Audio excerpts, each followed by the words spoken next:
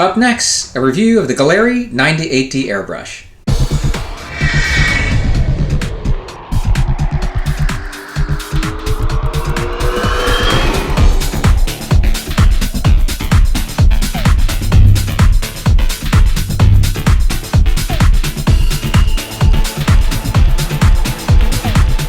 Well, hey guys, and welcome back to another Edition of Modeler. So in this video, I'm going to do a product review. This is the Gaahleri 98D Airbrush. Gaahleri is a company that was brought to my attention by my friend Joe Hudson, who's the author of the book Modeling Military Figures. He's become quite experienced with painting figures using an airbrush and was offered the opportunity to try a few of Gaahlerie's models. He messaged to tell me how impressed he was by the 98D, and this prompted me to do a little research about the airbrush and found a number of reviews that shared his enthusiasm. Let's take a minute here to look at their website. When I first visited their website, what caught my eye were their prices. Gaahleri offers 4 models at pretty reasonable price points. You can see here that they have 4 brushes, the GH80 39 and 68, which are part of their advanced series. And they have the 98D along with one called a Swallowtail, which, like the 68, is a pistol style brush. Both the 98D and the Swallowtail are part of their Ace series brushes. Now, when first glancing at their products, I noticed there seemed to be a lot of similarity in design when looking at the pictures of the 98D and the 39, but also noticed there was a significant difference in price. I asked Gaahleri what distinguished one from the other, and they replied that the differences have to do with the upgrades to the materials used. They use an advanced polishing process for the 98D. It's supposed to have a better ability to spray fine lines and have improved performance for a larger area atomization. The interior of the paint cup also includes a flash mirror finish, which is supposed to make cleaning easier. Additionally, they said that the 98D undergoes meticulous manual inspection before leaving the factory, and this is supposed to help with minimizing quality issues. I did notice one other thing. The 39 comes with 2 paint cups, while the 98D only comes with a single.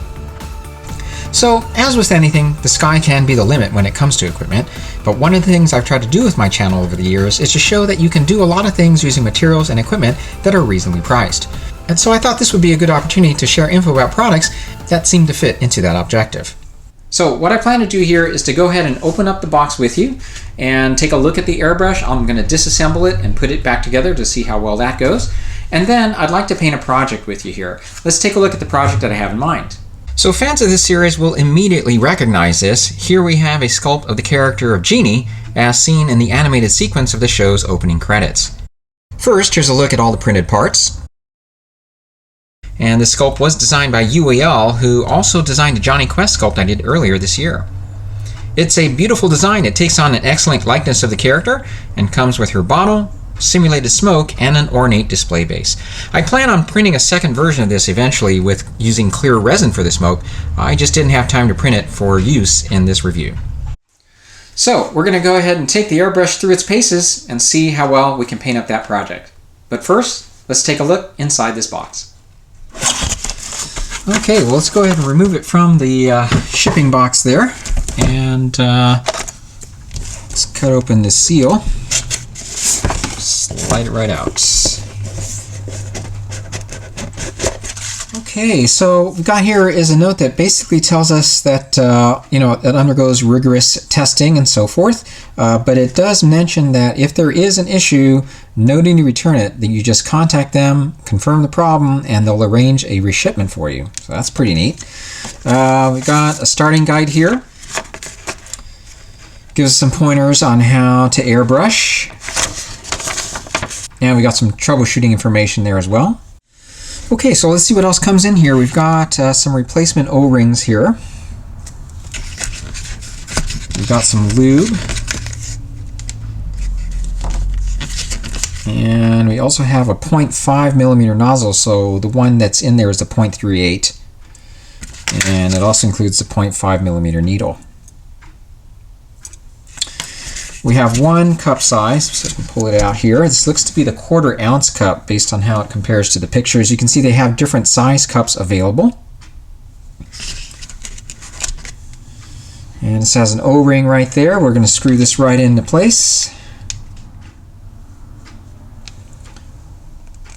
And this is what the nozzle looks like here. Dual action, really smooth. And looks like it even has a regulator as well. So the regulator is something that especially I actually still use. It all depends on how comfortable you are with how accurate you can be with the amount of paint coming out of here. But it really is supposed to help you with replicating the same spray every time. So you can just set it to different levels there, and it's supposed to spray exactly the same each time that you press the button there. Okay, and this has a quick connection already hooked up to it. If you don't want to use that, you can just take this off and it'll hook right into your hose. But I have a quick connection on this hose already. Let's see, this is now for the Iwata brush. And it's nice that it clips right in. So that's great. Now let's go back to their website. The other thing that caught my eye was this 8 micro air channels. The air channel nozzle is supposed to enhance the airbrush's performance through consistent and even airflow. So that's something that's definitely different from any brush that I've had before. So I'm really looking forward to see how that nozzle design works here in comparison to what I've had with other airbrushes. All right, let's go ahead and take this one apart now. All right. Okay, let's go ahead and disassemble the airbrush. I always like to have a container here for parts so we don't lose them.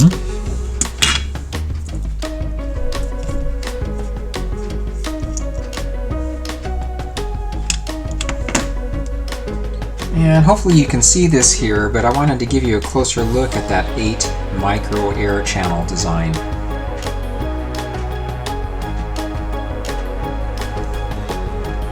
And the needle is nice and sharp. Don't want to damage that one.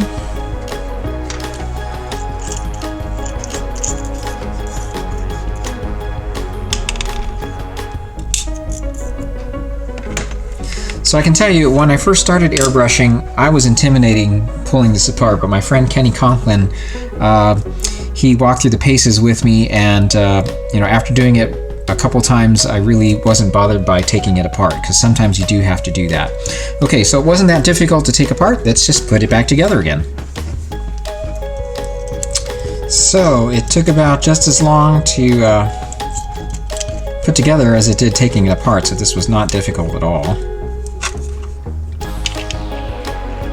And that's nice, there's really not a lot of little parts that could fly off here. So I'd say so far it's meeting a couple characteristics that I wanted. It's made of pretty good materials, and it is easy to disassemble and put back together again. Well, before I get started with the project, let me just do a quick paint test just to kind of get a feel for how this handles. So I thought I'd just put a little water in here just to kind of see how well the spray emits here, and it's really nice. See, we have some good control there with the amount of spray that's coming out from a light mist to a more heavier mist.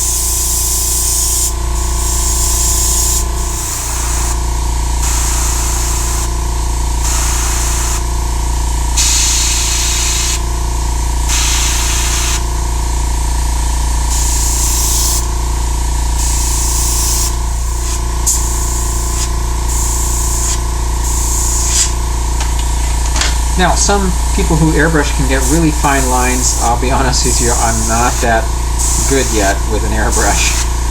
But you can see it's spraying pretty nicely here. We're getting some small little dots if we want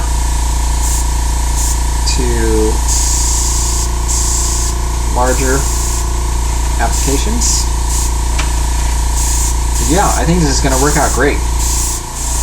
Now, I'm not noticing we're not having any problems with clogging.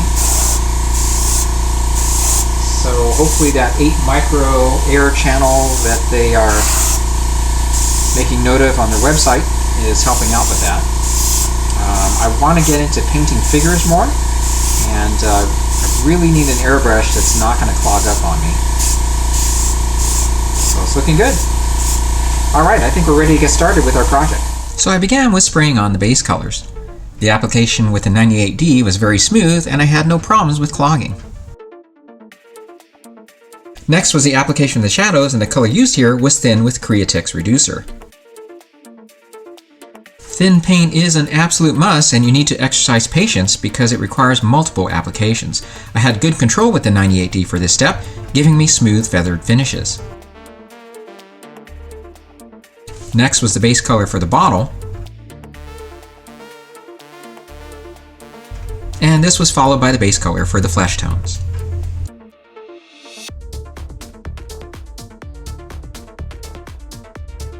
After this, I moved on to hand brushing the smaller details. I could have used the airbrush for the hair, but I decided to use a flat brush for this instead. It certainly would have been great to use the airbrush for all of this, but the details at the scale are fairly small.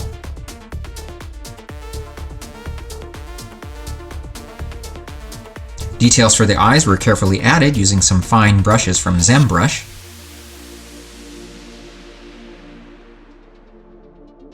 And finally, it was back to the airbrush station to finish off the smoke.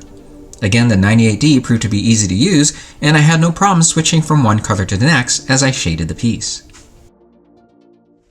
Okay, well, here are all the parts painted. I'm going to put everything together.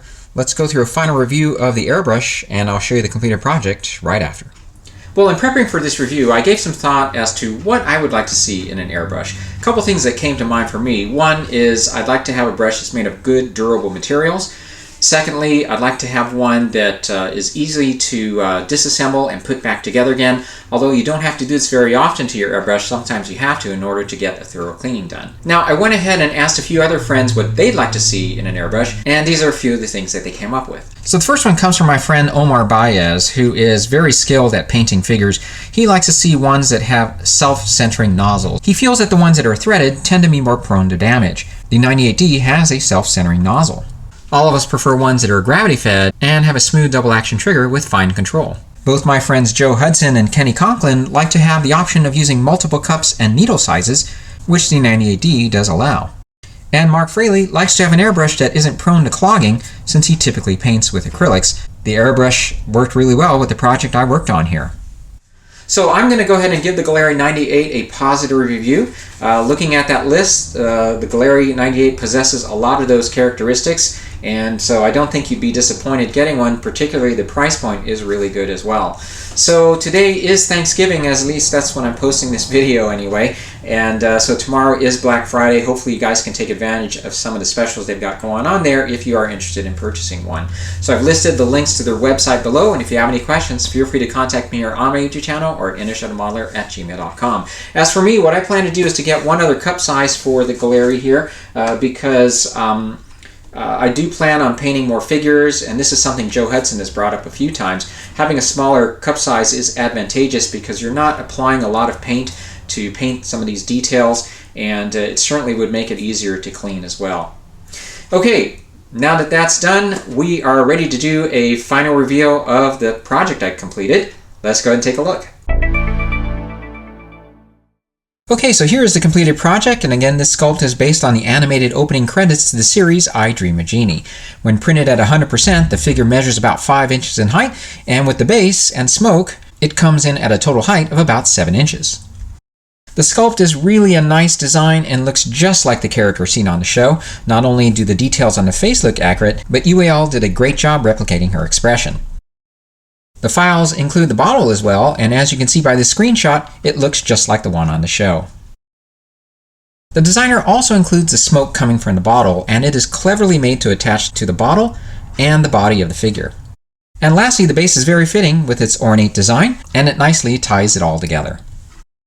As for the colors that I used here, I've listed them all below. They were a combination of using Vallejo paints and some craft paint. For the red, I did include the Monument Hobbies Pyroll red. And I didn't record any percentages here. I just kind of mixed and did my best to match what was seen on screen. In the end, I'm really happy with the way it all turned out. I think this makes a unique addition to my collection. And again, you can find a designer of these files on CG Trader, Cults3D, as well as a Patreon page that you can support. I'll post the links down below. Very talented designer. As I mentioned, UAL designed the files for the Johnny Quest diorama I did earlier this year. If you go to any of those pages, you'll find all these different designs, many of which are based on the old Saturday morning cartoons that many of us used to watch when we were kids. So take a look. I'm sure you'll be impressed by the quality of work. One of the things I really liked about the sculpts I've done so far that UAL's designed is that they go together really well. No major gaps or anything I had to worry about. They do fit quite nicely together. All right, guys, I hope you enjoyed this review and found it useful. This is now, of course, the beginning of the holiday season for 2023. And as we kick off here, I want to wish you guys, first of all, happy Thanksgiving again and happy holidays. We'll see you in the next video. Take care.